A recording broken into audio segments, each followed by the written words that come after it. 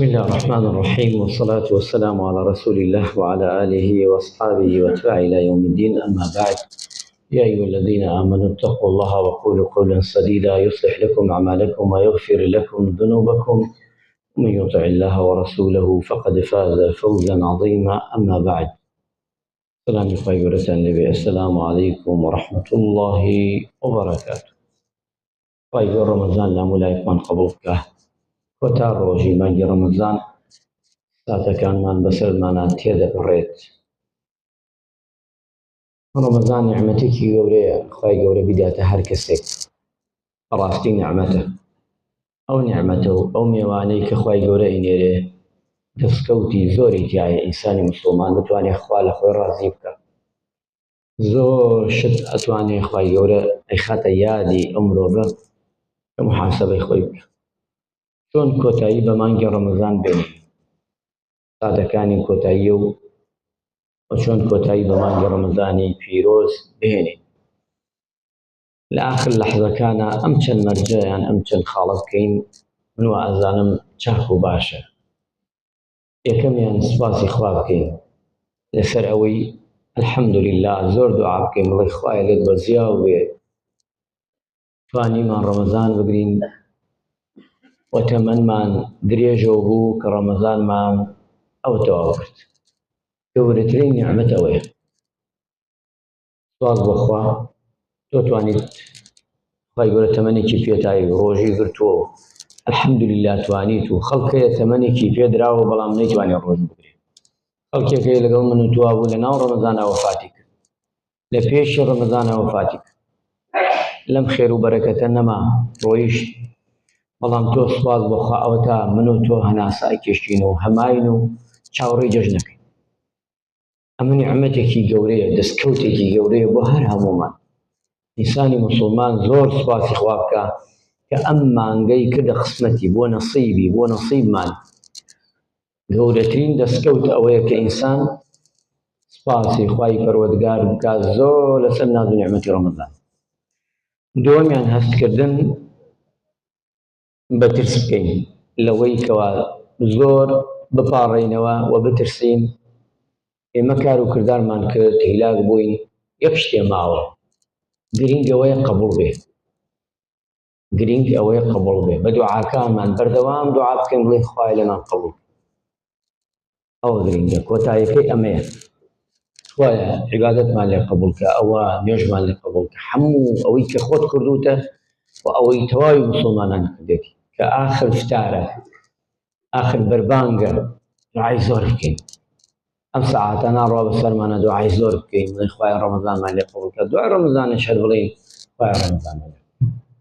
شەرت نییە هەر لەم چەند سەعاتەی ڕەمەزانەیە کە بڵێین دوعامان لێ قبوڵ کە، بەڵکو وەک ئەسحابە ئاسا لە دوای ڕەمەزانی 6 مانگ دوعایان نەکرد بەس بۆی ڕەمەزانیان لێ قبوڵ بێ. کەواتە ئینسانی موسڵمان، ئینسانی بڕوادار بەردەوام لەوە بترسێ، چونکە لەو کەسانە نەمانژمێری، خوایە لەو کەسانە نەمانژێری کە هەر برسێتی و تینێتیان بۆ بێنێت. لەو کەسانە بین خوایەیان کە ڕەمەزانت لێ قبوڵ نەکردوون، عیبادەتی ئەم مانگە شیرینە و گەورەت لێ قبوڵ نەکردوون. سێمیان ئەوەیە کە دوعا بکەی لەگەڵ ترسا. دووەم و سێهەم. چوارەمیان داوای لێبوردن بکەی لە خوای گەورە هەر کەم و کورتیە کردبووە لەم مانگەدا، هەر گوناحێک بووە ئینسانە شتێک کاتەتە سەرزارێ، داوای لێبوردن بکەی. داوای لێبوردن بکەی لە خوای پەروەردگار لە هەموو کارە خراپەکان، لە هەموو کارانەی پێش خۆت کردوتە، ئەوەی لە ڕەمەزانە نەزانیوە کردوتە. ئینسان داوای لێبوردن لە خوای پەروەردگار بکە زۆر زۆر، بۆی خوای گەورە لە هەموو کەم و کورتیەکانی ڕەمەزان و پێشی ڕەمەزانش خۆش بێت. ئەمش خاڵێکی ترە، ئینسانی موسڵمان زۆر داوای لێبوردن بکە بۆ خوای پەروەردگار. پێنجەمیان ئاگادار بە، سەرسام مەبە بە عیبادەتی خۆت، وریابە. شەیتان نەتخەڵەتێنە دوای ڕەمەزان بڵێ بابە تۆ ئەزانی چ عەبدێکی، تۆ 30 ڕۆژ عیبادەت کرد، تۆ 10 شەو بە لەیلە قەدر بووی، تۆ ئەوەنە خەتمەت کرد، تۆ ئەوەت کرد، تۆ ئەوەت کرد. وریابن، شەیتان لەو دەرگایانەیەتە ژوورۆکمان خەڵەتێن. ئێمە بۆ خوا هیچمان نەکرد، کەئەنەما هیچمان نەکردو. ئێمە جەلە جەلالە هەموو ژیانمانیش بۆ خوا سەرف بکەین، هیچمان نەکردووە.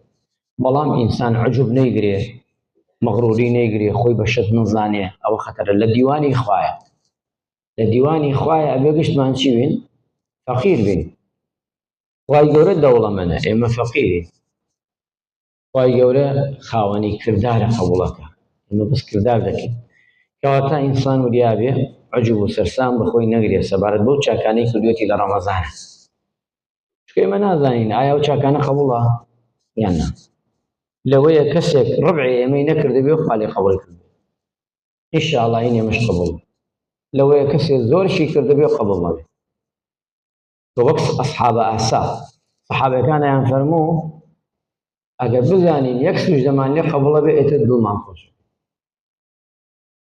ئیمامی عومەر ڕەضا و ڕەحمەتی خوای لێ بێ فەرموو ئەگەر بزانم بڵێن عومەر ئەوە تۆ دەرگایە قاچێکت لە باشدا قاچەکەی ترم نەڕوا ئەڵێ زەمان نیم کە بچمە باشدا کە موژدەی باشیشی پێدراوە ئیمامی عومەر ڕەضا و ڕەحمەتی خوای لێ بێ خودی پێغەمبەر صلی الله عليه وسلم دانیشتووە ڕوبەڕووی و پێی فەرمووە عومەر توو لەناو بەهەشتایە ئێمان ئەمین نییە لە خۆی ئێمان ئەمین نییە کەواتە ئینسان قەت سەرسام نەبێ بەخۆی کە نازانین ئێمە ئینسانی موسڵمان ئەبێ عیبادەتی کرد بۆ خوا لە دیوانی خوا بڵێ هیچم نەکەم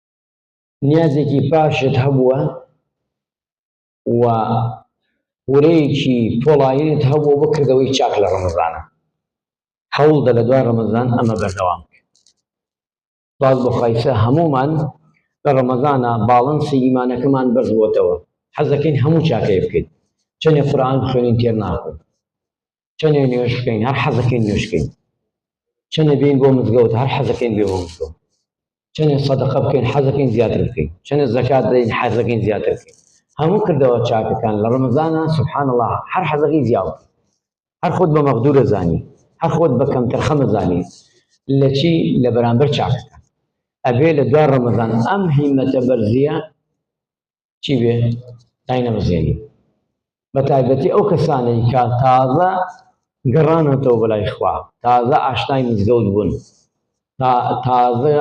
تازە هاتوونەتەوە بە عیبادەت بە تایبەتی ئەوانە بە تایبەتی ئەمەکان تریش کە خۆمالی کە ئەوەی کە دبێژین دێتەوە بۆ مزگەوت و بەردەوام ساڵەکە لە مزگەوتە یعنی شەحنەیەکی ئیمانی پێداوین ڕەمەزان ئەگەر وا بێ ئەوە زۆر چاک زۆر باشە یعنی هیچ نەبێ و ناکرێت تۆ دوای ڕەمەزان ڕێک سەتا و سەد بگۆڕی سەتا و سەد بگۆڕی خراپە چاک نییە چکە وریابن شەیتان چەند سەعاتێکی ماوە ئێتە خۆی جوندیەکانی بەرە بن جابەر هەر بەرە بن قەسەمە خوا پێغەمبەری خوا فەرمی عەلەیهی سەڵات وەسەلام قەسەمە خوا بۆ خوایە کە سوجدەی بۆ مخالفەی ئەمری خۆی کردووە کە ئەبێ ئەومانەی کە 30 ڕۆژە عیبادەتی خواکەن ئەبێ لە خشتیان بوو جارڕەدا بە جوندیەکانی هەموویان ئەدەی ئەوانەی کە کردەوەی چاکیان کرد دەی کردەوەی خراپیان پێ بکەن دەی بەتاڵی بکەنەوە دەی خراپیان بکەن با خوای گەورە لێیان تۆڕە بێ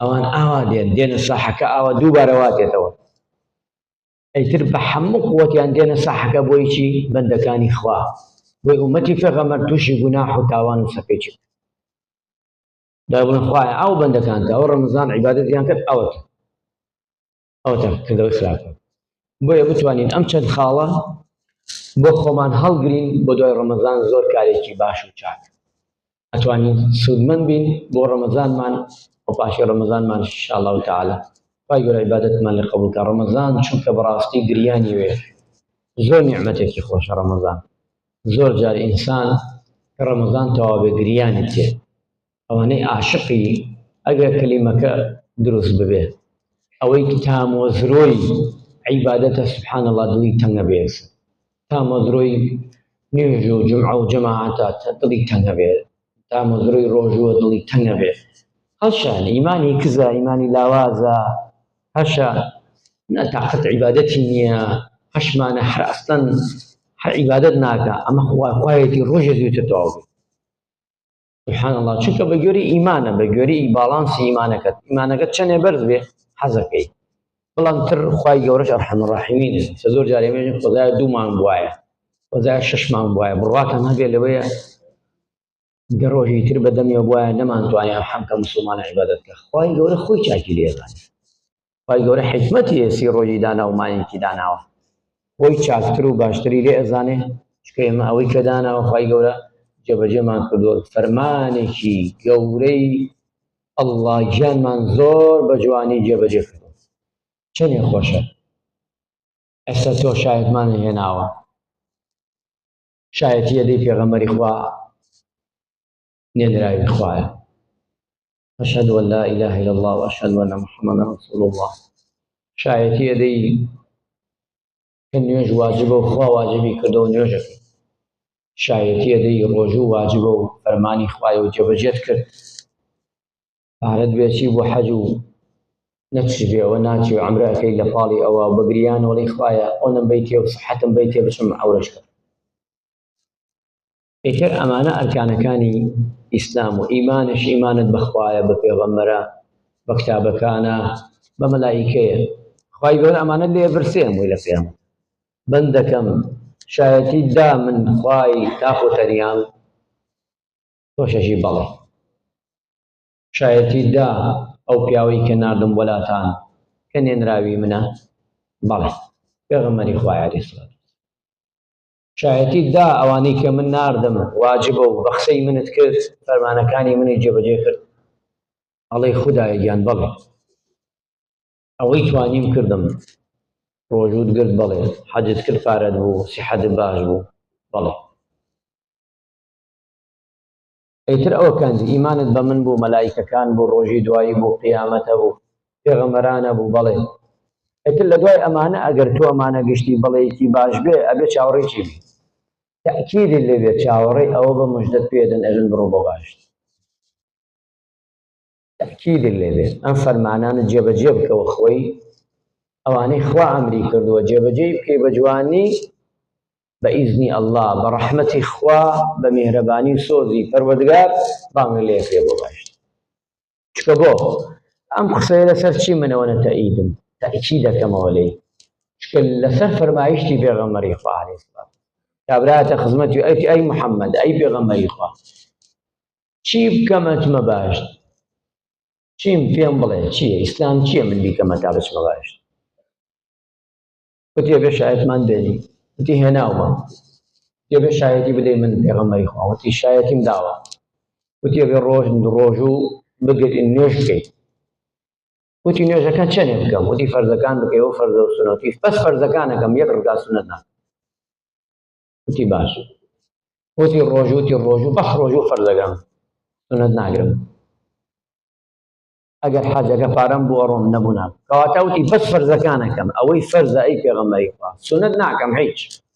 دای لێ و ڕۆیی هەتا بەدەم ڕۆیت هەر ئەوانە ئەەکەم، هەر ئەوانە ئەەکەم. ئاوایەوە پێغەمبەری خوا فەرموویەتی ئەگەر ڕاستکە ئەهلی باشتە، ئەو پیاوە ئەگەر ڕاستکە ئەهلی باشتە. یعنی شایەتی بۆ دا بەس واجبەکان بکا باشتیە. بەڵام ئێمە لە ترسی ئەوایژین نەخوا نوقسانیمان بێ لەوێ سونەتەکان چێت. سونەتەکانش خەیری زۆرە، بەڵام قەسدم ئەوەیە ینی دڵمان خۆش بێ بۆ کارێک کردومانە، داوای زۆر دوعاشر بکەین لێمان وەرگەریە پەروەردگار. خوای گەورە ڕەمەزانی پیرۆز لە هەموو لایەکمان قبوڵ بکا و دووبارە و 100 بارەش ئەڵێینەوە پەروەردگار عیبادەتی ئەم مانگە شیرینە و گەورە و بەڕێزە ئەم میوانە ئازیزەمان خوای گیان تەسلیمی تۆ دەکەینەوە و لاپەڕەکانی دائەخەینەوە. خوایە ڕەمەزان بکەیتە شەفاعەتکارمان، یا ئەڵڵا خوایە ڕەمەزان بکەیتە شەفاعەتکارمان. خوایە لە ڕۆژی دواییدا مانگی ڕەمەزان بێت ساتەکانی، ڕۆژەکانی، شەوەکانی، خوایە بیکەیتە شەفاعەت بۆمان، بمان باتە باشتەوە. یا ئەڵڵا ئەو کردەوانەی لە مانگا کردومان هەموویان بێتە تکاکار بۆمان، شەفاعەتمان بۆ بکەن بۆ ئەوەی لە قیامەتە بارمان سووک بێ بۆ داخلی باشتمان. یا ڕەبی ئەم کردەوە جوانانەی کردومانە خالیسەن لیوەجهی الکەریم بۆ تۆ خوایە لە نیەتەوە ئەڵڵا گیان، خوایە لێمان وەرگری، خوایە گیان لێ تەپاڕی ئەم کردەوە جوانانەی کە کردومانە خوایە گیان بێتە مایەی ئەوەی بەینی ئێمە و ئاگری دۆزەخ خوایە کە لە ئاگە دوورمان کاتەوە. یا ڕەبی خوایە بمان کاتە حیجابێک لە بەینی ئێمە و ئاگری دۆزەخ. یا ئەڵڵا خوایە لێ تەپاڕینەوە ئەی پەروەردگارە تەمەمان درێژکەیتەوە بۆ ڕەمەزانەکانی تر ئەڵڵای گیان سەحەتمان چاک بکەی یا ئەڵڵا. خوایە ئەو موسڵمانانەی بەردەوام داوای دوعای خێرەکەن ئەوەیشی داوای نەکردووە نەخۆشە یا شافی شفای بدەیت یا ڕەبی ئەو کەسانەی ئێستا هەر لە نەخۆشخانەی وە بۆ خاتر گەورەی خۆت بەزەی بە حاڵیان بێتەوە یا ڕەبی خوایە ڕەحمیان پێ بکەی یا ڕەبی ئەوانەی هەن لەسەر جێگا خوایە گیان یا ڕەبی خوایە خۆش شفایان بدەیت یا ڕەبی هەر ئیماندارێ هەر موسڵمانێ یا ڕەبی هەر نەخۆشی و ناخۆشیەکی خوایە بۆی ئاسان کەی و دەریکەی لەو نەخۆشی و ناخۆشی یا ڕەبی خوایە ڕەحم بە پیاوە تەمەنەکانمان بکەی عاقیبەت خێریان بکەی لەشیان ساغ بکەی تەمەنیان پڕ خێر و بەرەکەت و مبارەک بکەی یا ڕەبی خوایە ڕەحم بە گەنج و لاوەکانمان بکەی یا ئەڵڵا یا ڕەبی دەرگای خراپەکانیان لێ داخەی یا ڕەبی دەرگای چاکە و باشە بکەیتە نەسیبیان مزگەوت و نوێژ و جمعە و جەماعەت و ڕۆژوو و ئەهلی چاک بکەیت هاوڕێیان یا ڕەبی خوایە ڕەحم بە ژنەکانمان بکەی ڕەحم بە مناڵەکانمان بکەی یا ئەڵڵا ساڵحانیان بکەی ئەوەی مناڵی نییە خوایە مناڵی چاک و باشی بیتی خوایە ئەوەی مناڵی هەیە ساڵحانی خوایە لێتە پاڕێمەوەی پەروەردگارە ئەوەی زوڕێتی باشی نییە زوڕێتی باش بکەیتە نەسیبیان هەر گەنجێک خوایە نیازی زەواجێ بۆ خاتر گەورەی خۆت خوایە ئاسانی بکەی هەر کچێکی بەڕێز یا ئەڵڵا وەتەمای هاوسەرگیری بکە خوایە کاریان بۆ ئاسان بکەی تووشی حەڵاڵیان بکەی لە حەرام بیان پارێزی خوایە گیان یا ڕەبی خوایە لە ئەهلی ئەم مزگەوتە خۆش بی لە موسڵمانە عەزیزانە خۆش بی یا ڕەبی خوایە لە هەموومان خۆش بی لە تەواوی موسڵمانان یا ڕەبی خوایە ڕەحم بە موسڵمانانی غەزە بکەی خوایە یا ڕەبی ئەو ئەگربانە لەسەریان سوو بکەی خوایە گیان یا ڕەبی خوایە دەرگایان لێ بکەیتەوە یا ڕەبی خوایە دەرگای خێر و بەرەکەتیان لێ بکەیتەوە خوایە ئەوان برسین ئەوان بێجلن بێبەرگن خوایە بێ ماڵن بێ حاڵن خوایە خۆت بیتە هەنایە دەرگای زەوی هەمووی داخراوە بەس دەرگای تۆ داوا دەکەن یا ڕەبی دوعاکانی ئێمەش بۆوان قبوڵ بیکەیتە حەجەیە لە قیامەتا کە خوایە پرسیارێک کرد لێمان بۆ خوشک و بەراکانتان چیتان کرد ئەڵێن خوایە دوعامان کرد خوایە دوعاکانمانی قبوڵ کەی یا ڕەبی خوایە لە تەپاڕێمەوە ئەی پەروەردگارە ڕەحم بە هەموو لایەکمان بکەی بۆ برا عەزیزانەمان بکەی کە ئەم ڕەمەزانە لەگەڵمانە بوون ئەو پیاوە عەزیزانێکی خزمەتیان کردووە ئەو گەنج جوانانە ئێواران و شەوان خزمەتیان کردووە لەبەر ڕەزامەندیت و خوایە خێر بێتە ڕێگایان یا ڕەبی خوا ڕەحم ماڵ و مناڵیان بکەی یا ڕەبی خوا ڕەحم لەو برا عەزیزانەم بکەی کە بەرنوێژیان کردە و یارمەتی ئێمەیاندا و هەموو مزگەوتەکانی ترش خوایە لێیان خۆش ببی یا ڕەبی لە تەواوی موسڵمانان هەموومان خۆش بی گردنی هەموو موسڵمانێ خوایە ئازاد بێ و گردنی هەموو لایەکمان ئازاد بێ بەیەکەوە لە ڕۆژی دەژندا خوایە پاشا پاداشتمان بدەرەوە کە پاداشتی گردن ئازاییە خوای و ڕەحمان پێ بکەی و صلی الله علی محەممەد خوایە دوعاکانمان لێ قبوڵ کەی وعلى آله